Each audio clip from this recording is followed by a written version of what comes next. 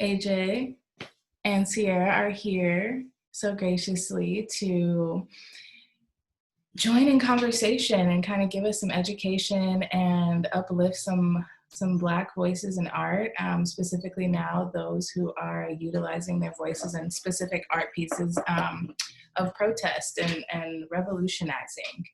So the floor is yours. If you guys have questions, drop them into the chat.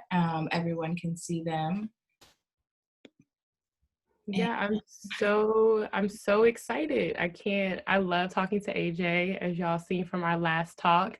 And we put together 20 images we felt were important to talk about or that we just love. And we're just gonna, flow through that and just have an open conversation about these pieces. And the overall goal, personally for me, is just to show how art can be used as a tool to not only feed into the revolution, but also help you heal, and for you to use as an outlet to make things, but also look at things to help you in this process and what we're going through. And there's moments I can say that in this conversation, we're kind of reconsidering what revolution is. I think we did a really good job of gathering artists that aren't expressing that in one way, which I think is really important, because even what we're seeing in the moments right now, I feel like the times, like how people are responding to this response, I think will then inform a different generation of how we were thinking. So it's kind of interesting that like some of the past generations, they were in the same place and they didn't necessarily rely on like all figuration or all anger or all like one thing to express their concern about the state of the world. So I think me and C did a really good job of like, giving you different mediums and forms of that. So just heads up in that way. Yeah, and then we also just feel like, the best way to learn about art is to actually see it too, which I'm so grateful that Tone and Mariah let us do it on Zoom, because you're able to do that. You're not able to do that on Instagram Live. So we'll be talking about the pieces and kind of going through it, it's our first time doing this, so please bear with us. We are figuring this out as well. AJ, do you want to just start? You want to share my screen? Yeah, share your screen, and I can probably just jump in, so it's not like two different computers working. I can just communicate off of that. Okay, perfect. Oh, look, and then can you guys see it? Are the videos, are they blocking the presentation? No, that's just mine. Okay, cool, perfect. So Art Talk with Friends, Antoine, Ciarra, thank you, Tone, for having us. So grateful. Something I will say, putting this presentation together and talking to AJ and Mariah has uplifted my spirit so much. Like I saw AJ choices earlier today, and I almost started crying because I was just so excited to talk about these things, and it's given me so much hope, because as AJ was saying, like we see these different generations that's going through something similar to what we're going through, maybe not to the extent because we have a pandemic happening, but this revolution that's scary and exciting. So we just picked some of our favorite pieces. Let's get started. So this is Archibald Motley. I don't know if you guys are familiar with his work. I can't see the whole title, AJ, so I'm gonna let you read it. I'm looking at the first 100 years. He amongst you who is without sin shall cast the first stone. Forgive them, Father, for they know not what they do. 1963 through 72. So this took Archibald about 10 years to complete. I picked this piece, and I want to start with this piece because I think to talk about the history of America, and that's kind of like, we try to put the different art pieces together that have a theme almost, like the choices that we did. And I want to start kind of with the history of this piece. And personally, what I love about this piece, I love how ghost-like it is. It feels like it's haunting. It's very haunting, and it is it breaks down, I think, two parts of American history. It has white supremacy and then the experience of a Black person. So if you look at the trees, you can see the face of Martin Luther King. You can see the face of JFK. You see this it looks like a stained glass window to represent Christianity within both of white culture and Black culture. And then I think my favorite part about this piece is the Statue of Liberty next to the Confederate flag and the hanging body. You know, we know this is a typical story. We're here at Land of the Free, and here we are in this division where it's supposed to be free, but people are being lynched and killed, specifically Black people. And then here we have the Confederate flag that shows what type of freedom they want. AJ, you want to take over? I also want to say too, I didn't recognize that we both picked the same artist. So this is something that is cool to also compare, is that like later on in this conversation, we'll be looking at some different colors from Archibald. And also too, like this isn't really, I know I recently read his book. This wasn't really like his theme of art. He actually, well, he kind of was forced to eventually speak up and speak out in this way. And it was very different from his normal catalog of work where, you know, many of the artists that are Black that we'll be discussing today felt so labored to have very political conversations all the time. So for Archibald, like to put all of this out in one canvas, I always feel like the thing is like, how do I say it? Like some artists have this sort of white privilege, I guess, to talk about things in a minimal fashion. And then there seems to be this, like, how do you actually begin to expand on, you know, hundreds of years of oppression or whatever. So for me, I'm just saying that to say like the busyness of this work is something that's actually really interesting to me. And it's something that I've seen him continue to explore, meaning like, how do you put your cultural expression into one canvas, and how are you going to relay that to audiences that may have no clue as the first step of looking at, you know, like even the Martin Luther King, like that's not how his image was projected into the world like that. So to see his face be compared to the faceless men and women and children who were being lynched, I think was also to drive a lot of points of like, what does it mean to be stuck in this place of like sort of respectable Negro artists, and then obviously also express trauma in your painting. So the blue is one thing that I think, well, maybe if I can launch into the next artwork, this moment of, are you able to do it for me, Ciarra? Oh yeah, cool, thank you. Kerry James Marshall was my #1 pick to jump in with, because he does the work, he does everything all in the canvas in the same way. So Kerry James Marshall, Untitled Police, 2015. Extremely relevant. I don't think we have to even ask why. I just think it's actually also very ironic too. So this idea of like Kerry James Marshall's point of view was that he wanted to master the art of painting Black people in as eloquent of a way as possible. So some of his earlier works, they actually look like shadow play. And he kind of played off of like Invisible Man, where you're not able to see many of the features on the Black body. But then over time, he started to add, you know, subtle moments of like gray, of like different hues of blue that kind of create contour and highlight on this figure. And it's actually really impressive just on like a formal level. But then he starts to think about what that means in I guess what I say, like art type of way.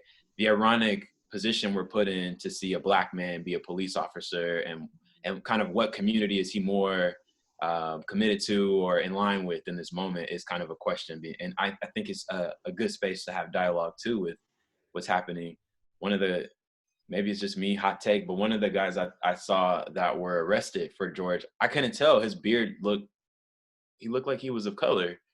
And I thought that was really interesting. That was just to me the relevant moment of like, you know, maybe these conversations are a little bit more complicated than we would like to think. And I just really like Kerry James Marshall for creating these spaces for us to think like this. He had a show in Mocha.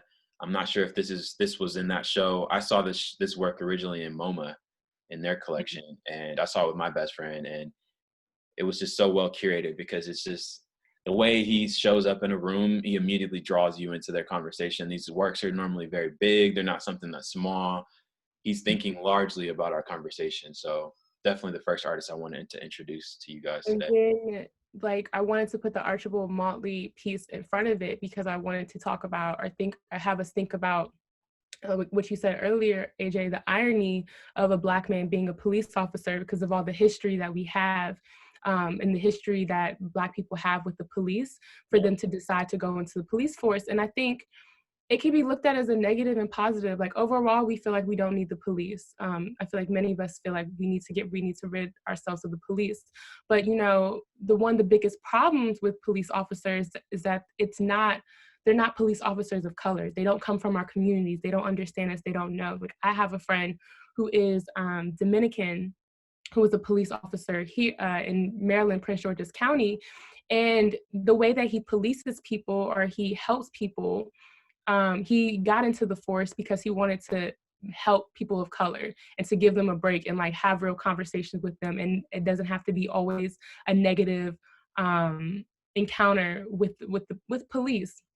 So I think that like Kerry James Marshall painting this piece of this police officer sitting on his car, on his police car, it looks like he is deep in thought. It looks like he could possibly be deep in thought about what the irony of being a police officer, of policing, helping a community that doesn't want your help to begin with, but you're in it because you know that you'll be able to see more of the community for who they are than a white police officer who doesn't come from that. So I love that you picked that choice too, AJ. I thought that was just like, you're such a genius. When I talk to you, sometimes new things come up in my mind because I was like listening to you say policing over and over again made me just kind of come more honest in my expression of like, man, also just being policed as a Black body. mm-hmm. Like our like everybody has this experience. So I look at this work and I'm just like, I think it was really important to think about how many times like I love museums and I love art spaces, but how many times it felt like somebody was like following me in a grocery store or like like the idea of like, you're really not supposed to be here. Let me police you and make sure you're not touching and you're not thinking. Mm-hmm. So that kind of distance that we have to art to me is also really, or we as a people sometimes can feel. Yeah, and then also just to think about, again.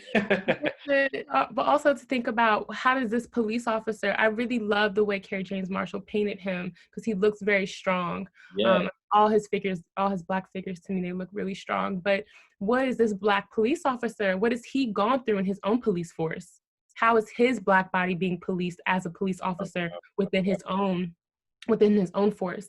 And so that's another thing for us to think about, because it's like kind of like, when Obama was in office and we were like, Obama, you need to do something. These police officers are killing our people. Like, you see what happened to Trayvon, you see what happened to Michael Brown. Like, you're seeing these things, you're coming out saying public statements, but you need to be on our side.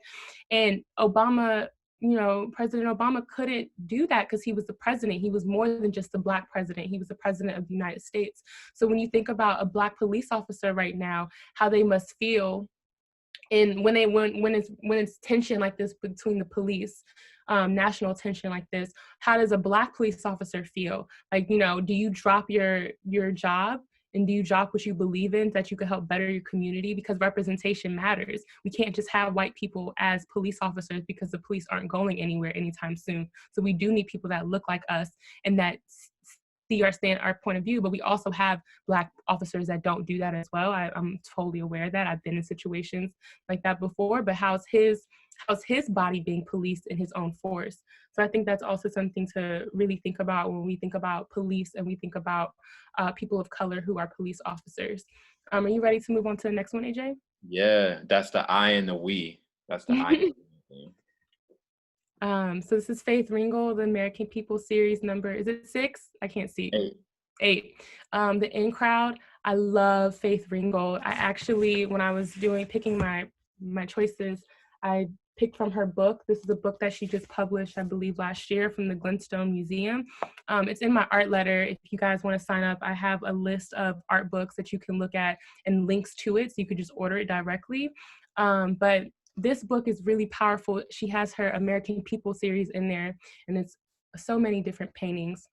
But I love this painting in particular because the first time I saw it, I was like, wow, this is our history. This is what's happening. If you look down, I like to start from the top. There's always the man. We think about the white man in charge, but we're not, when is it that we actually visualize the white man in charge? And sometimes we do, because like Jeff Bezos and all Bill Gates, you have the head man that we see, but who are the people that make up this person? Who brings this person up? Who's holding them up?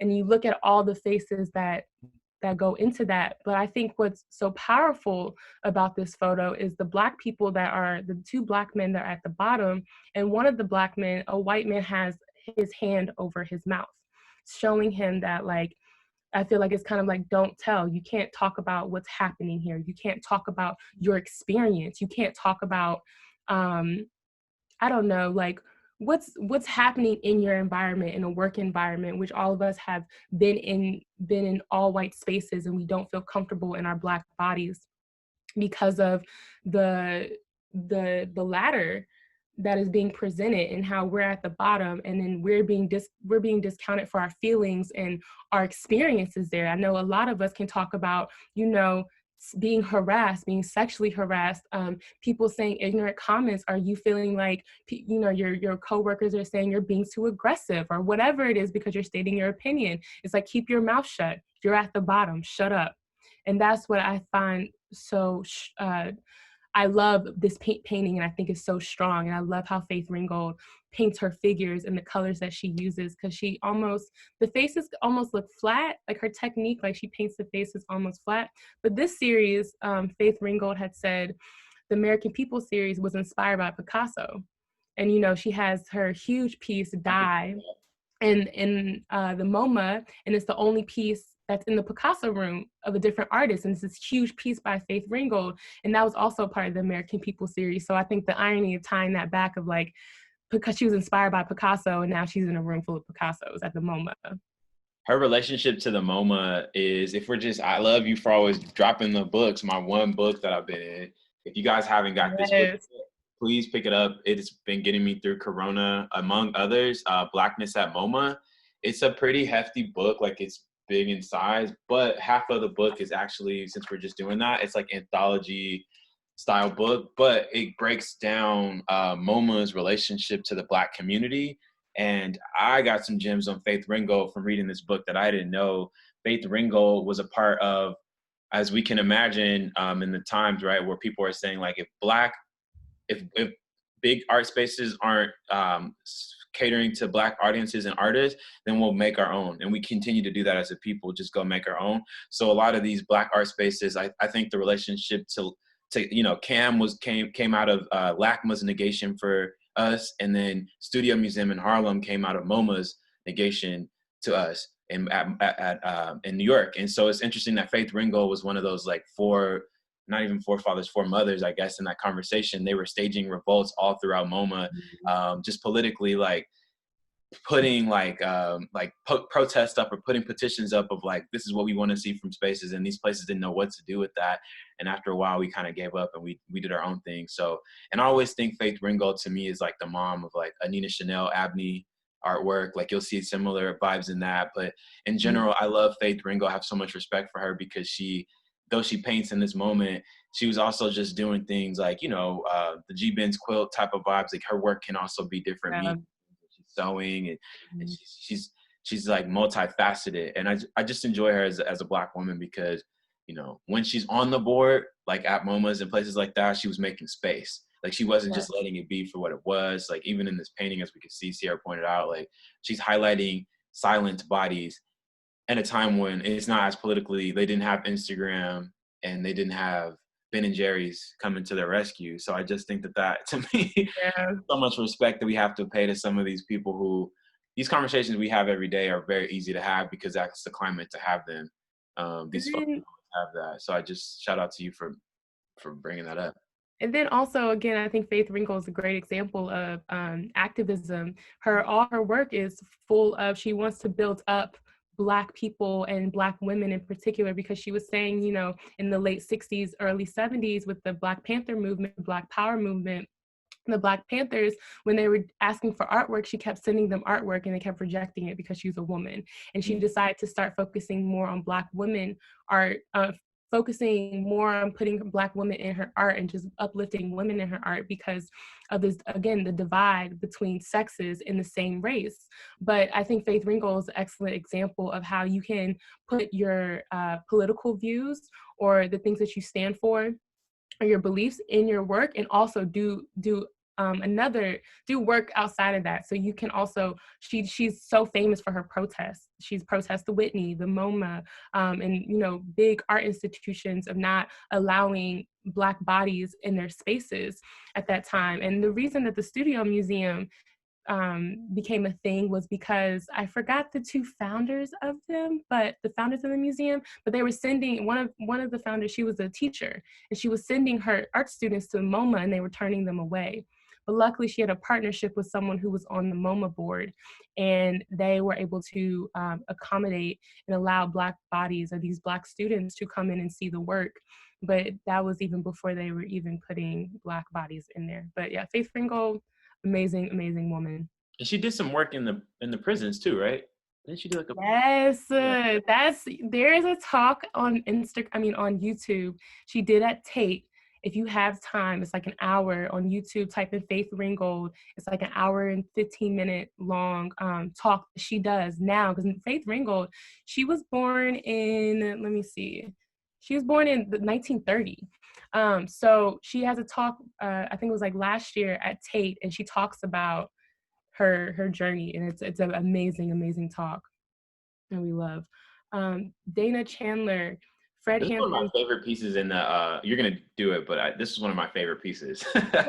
Actually, you talk about it. I would love to hear. No, No. I just did all that talking with Faith. No, it's a fair thing. I just want to say I have so much energy for things not only being like 2D painting. I have so much energy for that because I used to really I study art history, and I was like, they kind of force you to have a more expertise on one thing. So like I went into my bag being like, I want to learn about painting. And then I started to get very ignorant because I was like, sculpture, I'm like, oh, sculpture isn't good. So when I start to see things like this, you know, or just like people actually taking the Black art conversation out of a 2D flat thing, it makes me feel excited because I see this and I think about like entryway. Even though I know we're gonna hit on a lot of violent points, I think that this being a door that has potentials to be walked through is really dope to me because it's like all of what we're going through, even though it feels like it's terrible. My mom tells me every day, it's like, welcome to the party. Like this is y'all's generation's first attempt at this, been walking through these doors. And so it's very interesting to me to see this be a part of the conversation. Like we knew a little bit about what each other was doing, but when I saw her doing this, I was like, I'm more excited about her choices than mine. I was so excited about yours. So I started reading, when I was picking my pieces, some of these are my favorites, some of them aren't like my top choices, but they're ones that I find important. But I was reading this other book called Soul of a Nation, The Art and Age of Black Power.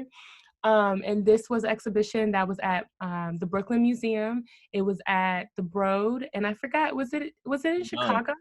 It's in DeYoung right now. Okay, so, and then it was at the Tate. It started at the Tate.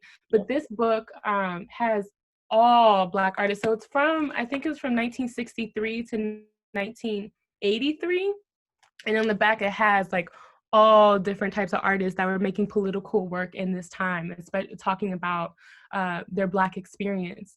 So I was reading this a couple days ago, and I picked this piece again because I feel like we want to talk about history and how we can represent history, and how important it is because, you know, as time continues to go on, we forget about certain things in the past. And although we heard about Fred Hampton, you know, my little sisters who are 10 and 11 and 12 years old, they didn't know who Fred Hampton was until I told them, because their schools aren't teaching them about that.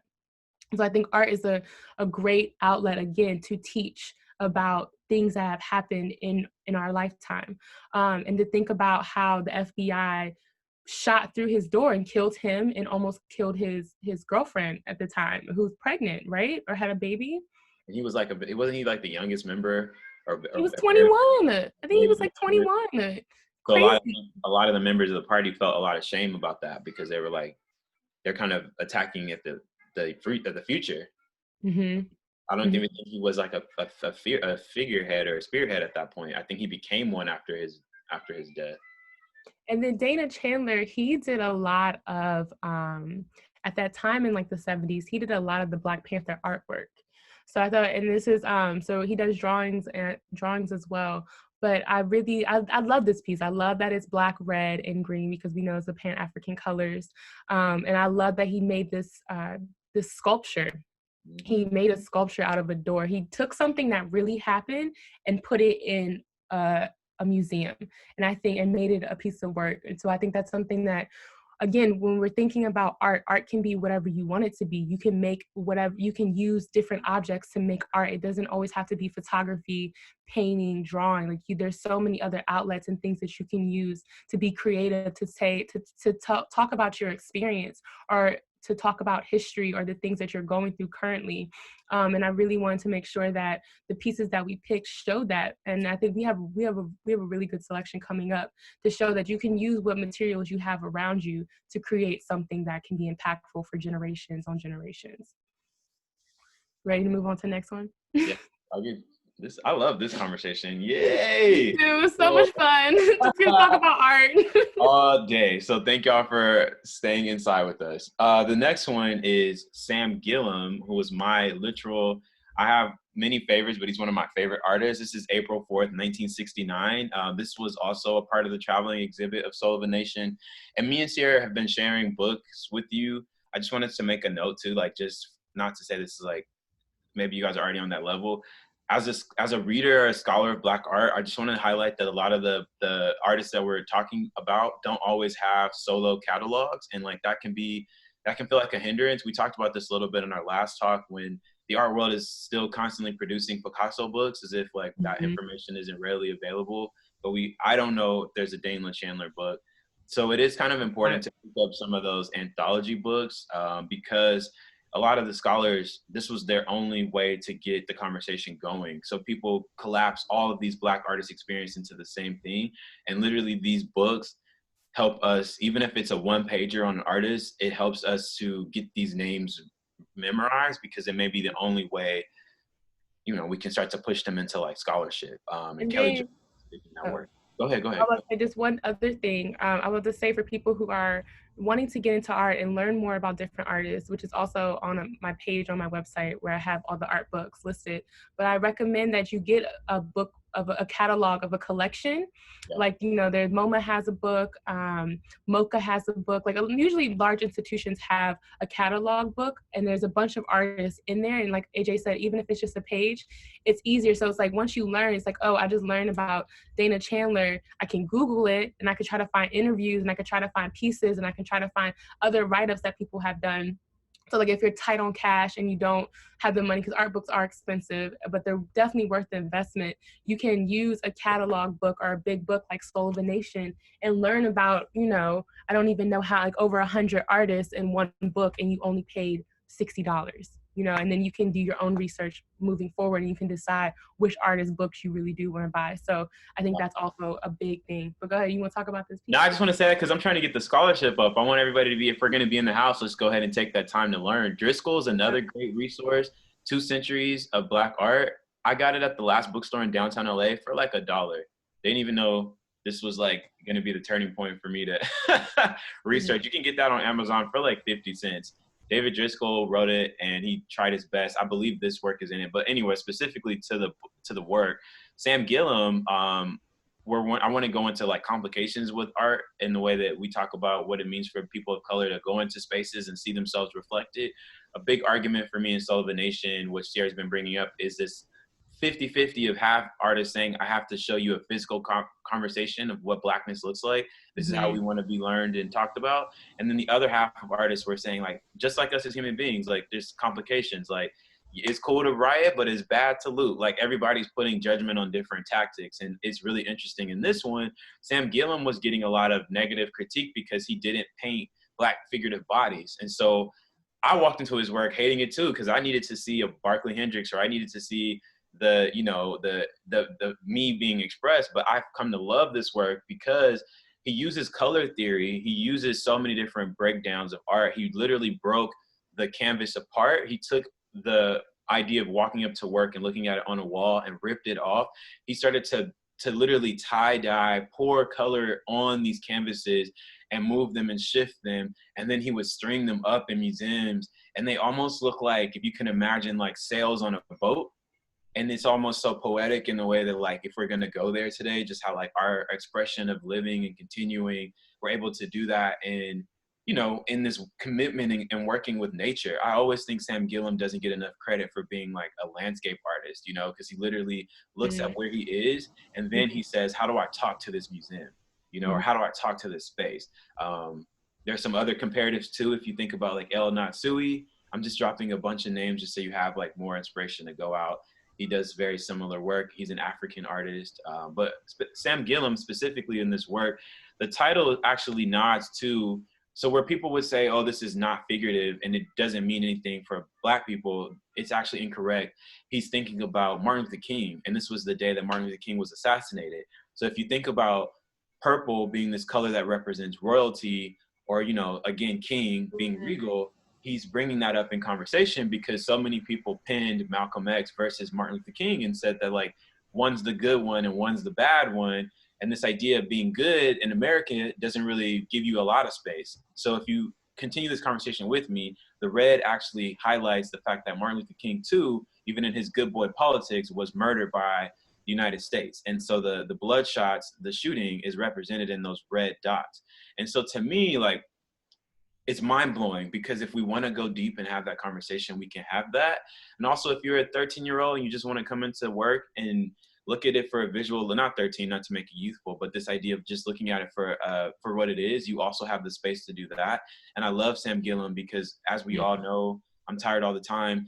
Thinking about 400 years of oppression or race and all this type of stuff can really weigh you down. There's nothing one person can do. And so I like the freedom that his work gives me because I'm like, you know, I don't always want to be sad. Or if I want to get deep, I can get deep too. So yes, that's this is abstraction. That's the point of abstraction. So during this time, a lot of artists, it's interesting because a friend just called me today. He's really upset about how Black people are talking about him right now in his work that he does in the community. But at this time, a lot of Black artists were like, they were really against abstract, and they're like, as AJ was saying, like, no, it's not political. You're not representing our experience. This doesn't mean anything. And there's a lot of abstract artists, like what is his name, Melvin Edwards, and Jack Whitten, which we have a piece of his later. A few other artists. There's a bunch of abstract artists at that time. And they were like, no, like this is our experience, and it doesn't. Sometimes you don't need a specific object or a figure to tell you what I'm experiencing. And again, I think this is important to think about. You know, I find in my own work, I struggle sometimes of feeling like I don't always just want to talk about Blackness. But what I realized that my work will always be Black because I use it's coming from my mind and coming from, it's from my body. And most of the time I'm using my body, and therefore it will continue to be about Black. It's about Black life. It will always be Black art because I am Black. But it doesn't mean that my sole purpose has to talk about those things. And if I do, I can talk about them in an abstract way. Like AJ was saying, where if I am a 13-year-old, sometimes I just want to look at this and maybe have AJ tell me what the purple means and what the red means and like why he created this piece. And other times I'm like, this is just a dope piece. You know, it's like, I think that freedom and abstraction is so beautiful, powerful. I enjoy listening to you talk so much because this is like, it's one thing to be in a book, but it's another thing to live a lived experience.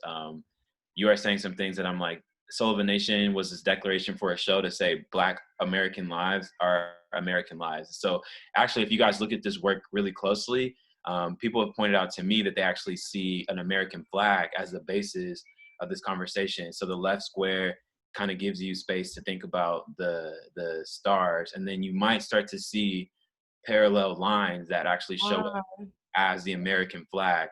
So again, we could do this all day if we want to, but I definitely want to move into the next slide. Yes.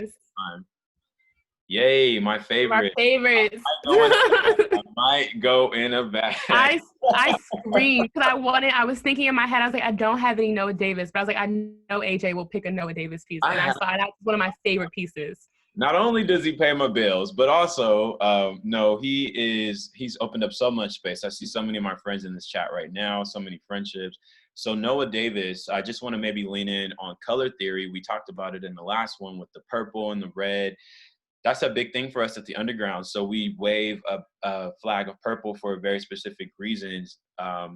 he was not into Yves Klein. I always sort of say that cobalt blue, maybe the color of Ciarra's shirt, for those who are catching up with that. He would use that color to uniform a conversation, to really say to the art world, this performance of making a color be the art is my art. And people loved him. They went in for it. And Noah loved the idea, but he felt like Black people couldn't really relate to that.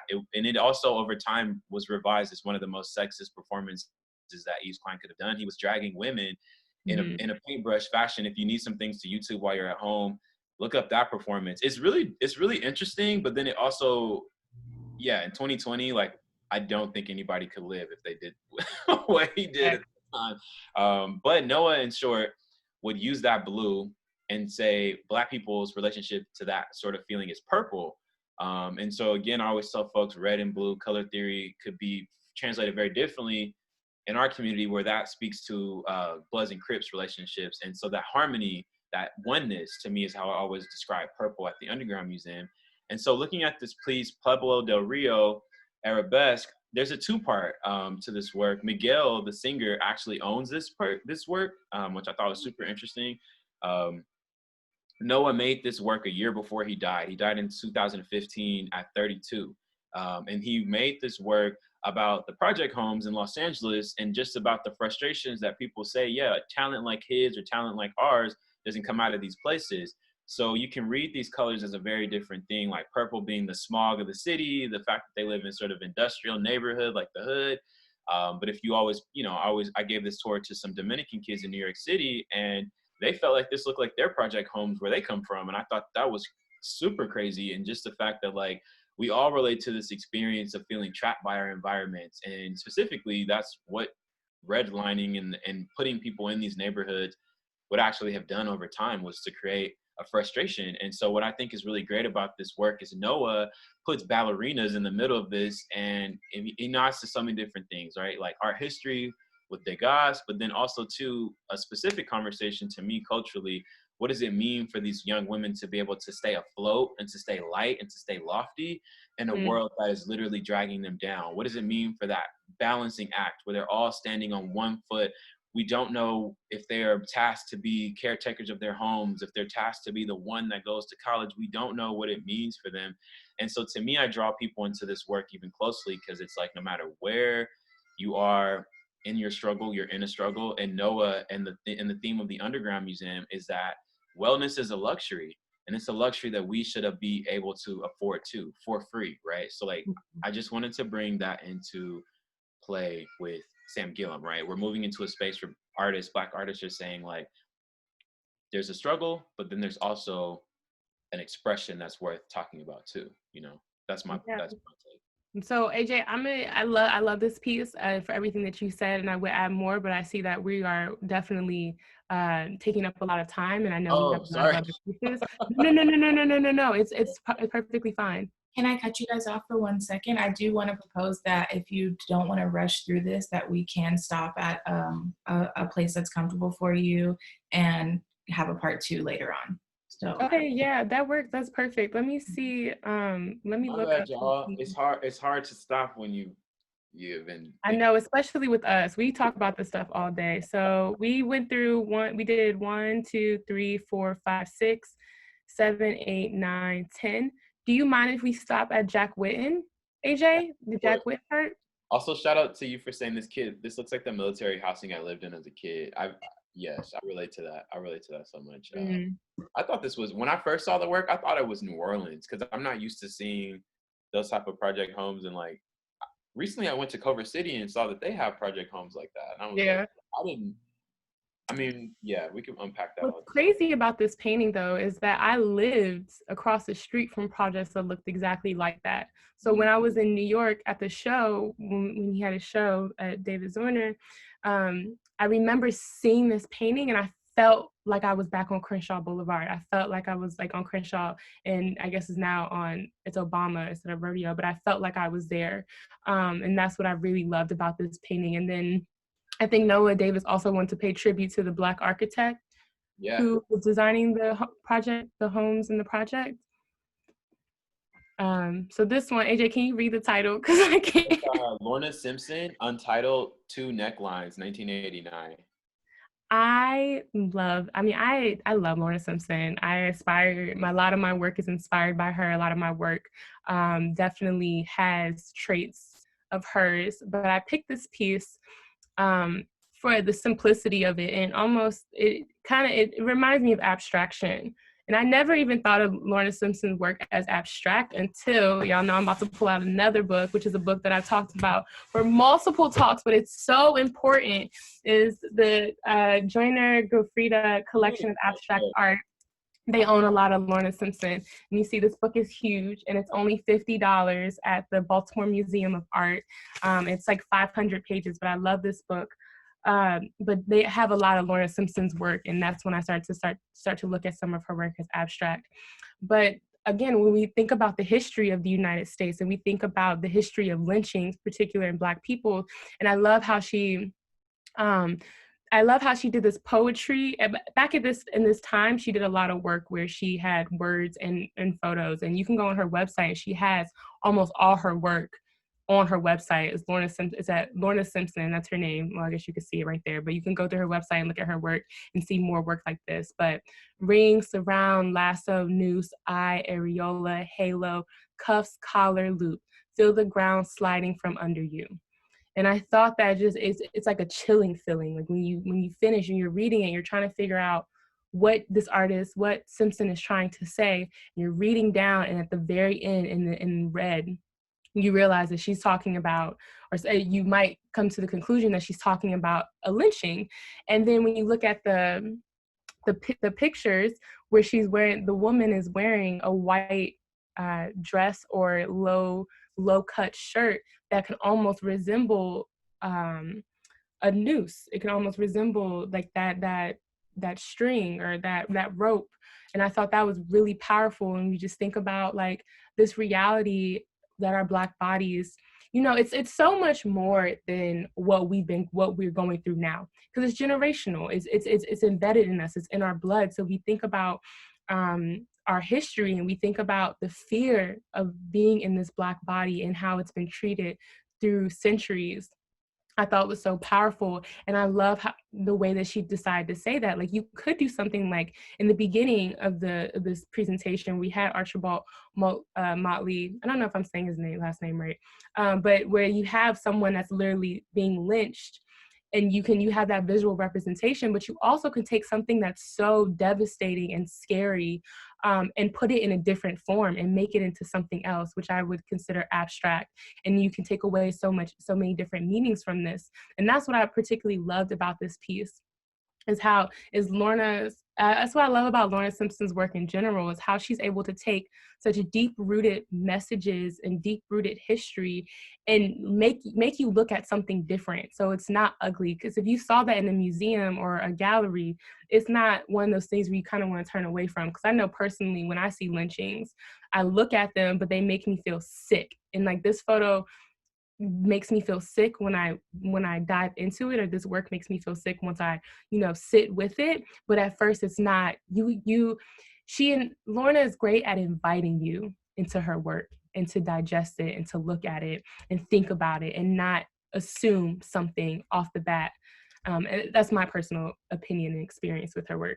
It's so amazing to listen to you talk about this stuff, because we originally, I think this conversation was going to be a focus talk about Black women thinking of, Black artists and things like that. And I just enjoyed how you unpacked that conversation, because I've read so many books on how people sort of want to do a thing with her body, so that male gaze is such an inherent thing in the conversation. And just as a male, so this idea of like the intended audience is a man looking at this work, and as history has shown us, and as our history has shown us, this particular is very violent for Black women and Black bodies in that way. So for her to use that white slip and to make it not about all the supple breasts or the her hair or her, like, she's a every woman. As much as she's specifically a woman, she's an every woman. And so that's been a very hard conversation for our history to understand, that like Black bodies also have the potential to talk about universalism.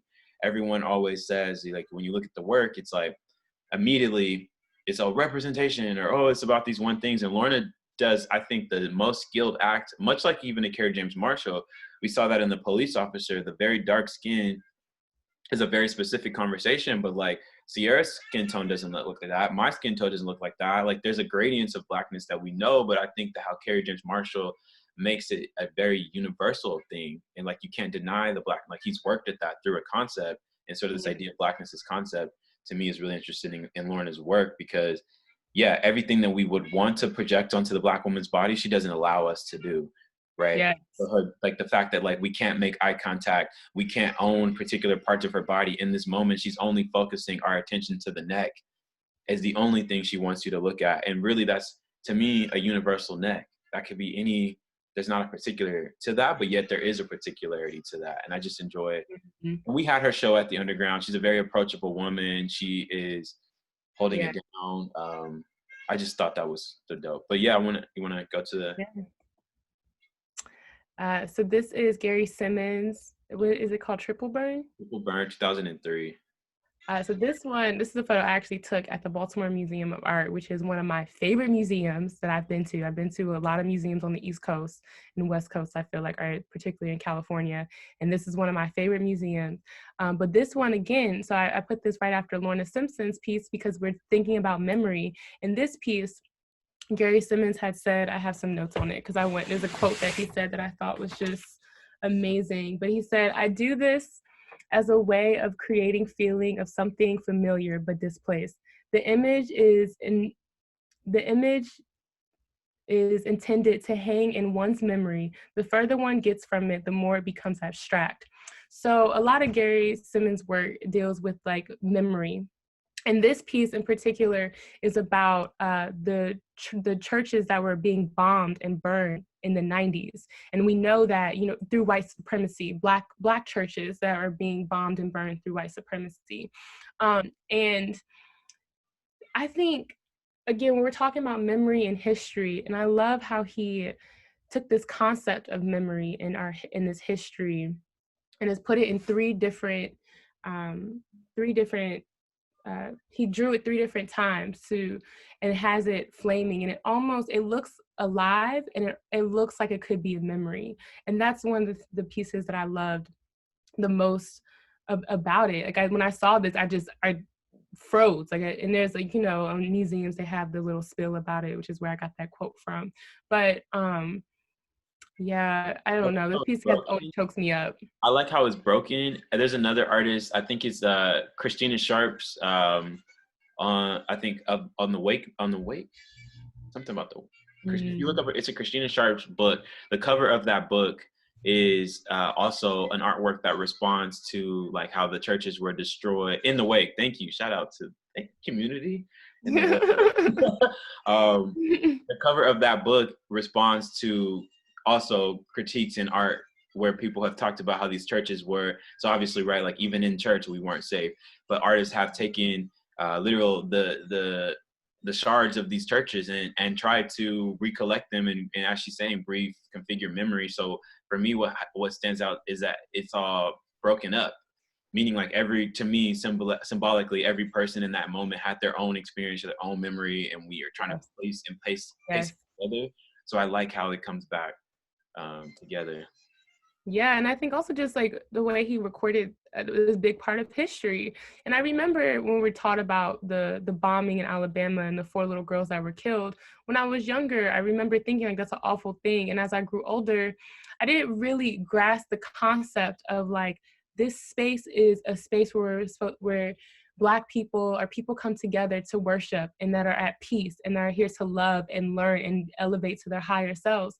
And someone will actually have the hatred in their heart to bomb it, to burn it, to attack it while they know that people are in it.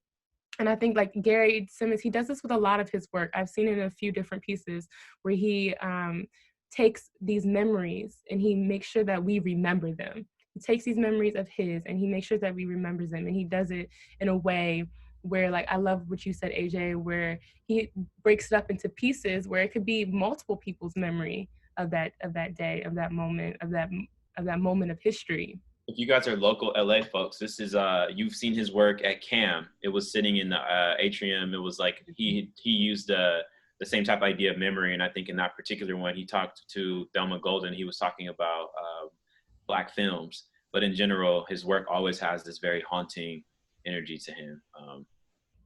Yeah, want to try the next one? Mm-hmm. All right. I brought this up because I have personal relationship to this work. I got to meet Ellen Gallagher. I used to work at the Broad. I was at the Broad for like 5 years, and they had this work on display for a very long time. And she came and did a chat, and I was so pressed to want to know Black art, Black study. You know, I essentially just imagine me without the beard running up to her, being like, "I love your work," and she said, "I like your hair," and it was like, "We're best friends." So she helped me look at this work, and she talked to me through this work. So I put this in here because I just thought it was important to say these artists are alive and they can actually help you, you know, navigate these feelings. So Ellen Gallagher, she made this work, Bling Bling, 2001. The materials, actually, to pull it back, I think she was thinking through Drexia, which was sort of this like Afrofuturistic lens of survival. Being that, you know, maybe to break down Afrofuturism real quick, to me is this sort of saying that we all know that where we are as a place is terrible and it has so much of its history just literally ingrained in the soil. So when people say this thing of like, go back to Africa, how impossible that thought is really for African Americans at this point, because we're as much as what we were, as much as what we are. And so I thought that was important to talk about. And so with that being said, you know, the work is very, very dark. And if you're in front of this work, it's gigantic. And actually some of the rubber, it's actually rubber that kind of creates this stream that you're seeing in the middle. Depending on where you were standing in the gallery, it actually would bounce back light to you and actually would almost come off like a sequence because it reflected. So it was really amazing that she was using the history of art, where I believe it was a white male artist who said, "I've made the last painting that could ever be made, the last relevant painting." He made a black on black abstract work. So really, when you walked up to the work, it was nothing. And so everybody said, "What is this?" And he's like, "I made the last painting that could be made. There's nothing else you can do now. We've done everything. We've abstracted it. We've made figure. We've whatever. Now we've done black on black." And then, you know, Kerry James Marshall, so many people were like, "But you never even talked to us. How is every painting made and we were never included?" So Ellen Gallagher picks back up from that. She creates this thing that is actually supposed to look like an oil spill, or like sort of, again, like oceanic life, depends on where you're looking at this. And so she unpacks all that, and she kind of says, you know, bling bling, this idea that when they look at us, they don't see the best parts of us. You know, how we create culture, how we create language, how we create slang, how we survive. She's bringing all that into a very relevant play. And I just thought that this was, you know, dope in the times, because as we scream out Black Lives Matter, it's also too just this idea of like Black existing. Like, it just doesn't have to be so full of revolution. It can just be what we're doing right now, talking about art as a group of people of color is it. So I just thought that was really important to highlight today. Which makes me think one of my favorite, I do not like this movie, and anyone who's talked to me understands why, and if you want to have a conversation, I'm down, but Queen and Slim, I don't like that movie, but there was one part in that movie, there was this one part in this movie where I was just like, where she said, I think where they were in the back of the car, but basically he was like, why Black people always have to be excellent? And it's like, why can't we just be? And what you just said kind of reminded me of that. Again, like right now, Black bodies are trending. It's trendy. Like all of a sudden now our favorite institutions and brands want to talk about Black Lives Matter. It's like, where have you been at for the last decade? You know, but right now you don't have a choice because all that's being flooded in the news and social media outside of coronavirus. So it's like, you don't have a choice, because if you're not stepping in the know, you're not in the know right now, then you're going to get left behind and you're going to lose business. And so right now it's trending. So I love that you said that again. It's like, when you see us, you see this bling bling almost, but there's so much more to us. And again, that's why I love abstract work. And to be honest, I didn't understand this piece. I didn't really understand this piece, and I tried to look it up to get information. I didn't really find anything, which I think is important for us to talk about abstract work, because it could be one of those pieces that you look at and the light reflects it and you think it's beautiful, but it also could be a piece that, if you want, you can take the time to dive in deeper and understand that meaning. So this is going to be our last piece, and it's another abstract piece by one of my favorite artists, Jack Whitten. What is this called, AJ? Homage to Malcolm X, 1970. This is such a good piece to end off on, too. Oh my gosh, yes, this is in Soul of a Nation as well. And when I saw this piece, I absolutely fell in love with it. And I don't remember seeing it when I saw this exhibition at Brooklyn Museum, But when I was reading about it and I was looking at it, it You know what? absolutely, what? I'm gonna add with you. It was in Brooklyn Museum show, but it was at the second floor in the corner, and it wasn't highlighted the way that they. Can I say something real quick to that? Yeah, Because I have yeah, some curator friends. The Brooklyn Art Museum show, that their curator was a black woman, and she got into a lot of trouble for, not trouble, but there was a lot of controversy for the fact that she didn't want to organize this show in time, by like time or whatever. She wanted to create an argument of form, and so that this yes, idea was like, it wasn't like how you've seen it at other spaces where they kind of went like do. A lot of these museums didn't know how to handle categorizing these conversations, because though they're all black, a lot of these artists were talking about very different things. So the mm, Brooklyn Museum was a controversial space for this work, because they've seen so much of these works. I don't think it was as new to them. So I think that they were trying to make a fresh take on what was a very old conversation for them, where I find the rest of the world is like, I've never heard of Jack Whitten. So it was easier for some of these museums to just do like chronological order. mm. So that was my. I didn't even know that. They talk about that in the book as well. It was like, no, like you can't just put these in chronological order, because they, like you said, there were a lot of these artists were tackling different parts and experiences of Black life. I'm a huge fan of Jack Whitten's work. He's one of my favorite artists. I love, love, love his work. I always have an emotional pull towards it. So this piece, when I was reading about it, he has said that this is right after Malcolm X was assassinated or murdered, and he was saying that he couldn't think of, he's like, to him the triangle was the strongest shape, like form, and that represents Malcolm X. And I love this piece because, again, it's abstract, but the colors, you see the black, the red, the green, the Pan-African colors, you see blue in there as well, and then he used a Afro pick to make that texture in it, to again, to identify Blackness. And that's this piece I just love. I could stare at this piece all day and just come up and just let my imagination run wild. That's Jack Whitten's thing too. I think he really wants to attack and verbalize the canvas. I think he's kind of, people don't say this, but I think he can be as much of a Jackson Pollock, action artist as they come, because when you look at his work, there's a sort of a direction, but there's also like, you don't know where to look at it. And I love to see when people are nodding to African American concepts. I love to see pyramids show back up in the work, because it's like a nod to history. And we talked about that with Sam Gillen, like even though it's not a direct reference, it is kind of cool to think about like consciousness coming back up, and the fact that like, yeah, we started off, we were building pyramids and and things like that. And sort of, to me, when I look at the work, it's like it's a sort of transcends to me that way. Just like you're literally getting invited into a bigger and a bigger and a bigger pyramid until it almost is housing you. I enjoy moving through the work that way. Jack Whitten also has a piece, one of my favorite. I think it's the birth of, I think it's Monolith X, the birth of Muhammad Ali, which is another. I love how Jack Whitten he memorializes Black figures through abstract work. And I again want to talk about, I want to just bring up one last point that I think is important: titles. Titles can be so important. Sometimes the work alone speaks and you don't need a title. But when you have abstract work like this, or not work that people can automatically understand, I think a title comes into play at that point. Because when you think of homage to Malcolm X, you're like, let me take a second look at this. Let me, see, where do I see Malcolm X in this? Or how could this represent Malcolm X's existence or memory? And that's why I think it's so important. Titles are valid. I think Amy Ciarra does a great job as well, because it's like a lot of her work I'll overlook just because I'm right now, I'm kind of not into the figurative painting situation. I look over her work, but she always draws me back in with the titles. And I'm like, oh, I didn't think about that, or I didn't even break that down. And it gives you an opportunity to go back and look at the work and let your imagination run wild, or let your own experiences and thought flow into that work, or to flow into Jack Whitten's thoughts and energy that he put into this piece.